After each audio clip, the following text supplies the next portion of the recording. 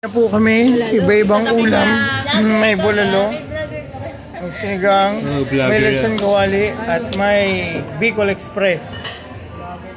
Iba-iba po ang aming ulam at naparami pong kanin at kakain na po kami. Mama ka naman, kumain ka na. Galit-galit na. Galit-galit na. Langya talaga to. Walang utak ang bulalo. Meron na ako. Sige. O yun o. Yan, pagpalakasin ng tuhod. Bulalo, may utak. Uy, kumain na kayo. Tama-cleanse, no?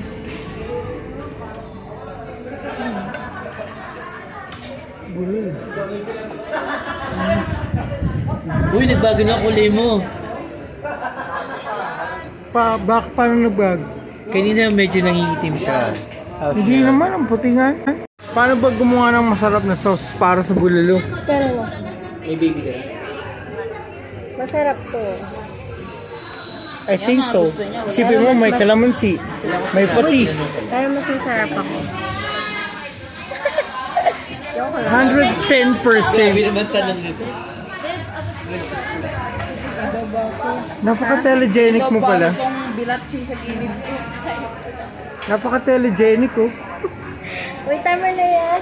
Okay. Sige, baka ma-expose ka. Para sa akin lang yan. First time. Pero Sige kang nahipon. masarap yung trial.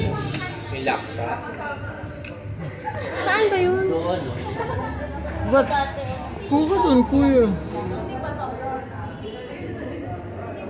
Sabi mo sa kanin ito, wala silang laksa. Hello. At hindi tawag yan dapat. Ito na yan. Ano para gumawa ng sauce?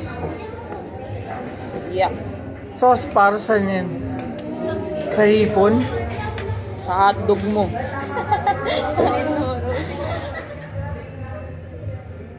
Magiging hotdog soy Kailangan sauce. malakas kayong kumain. Parang soy chicken.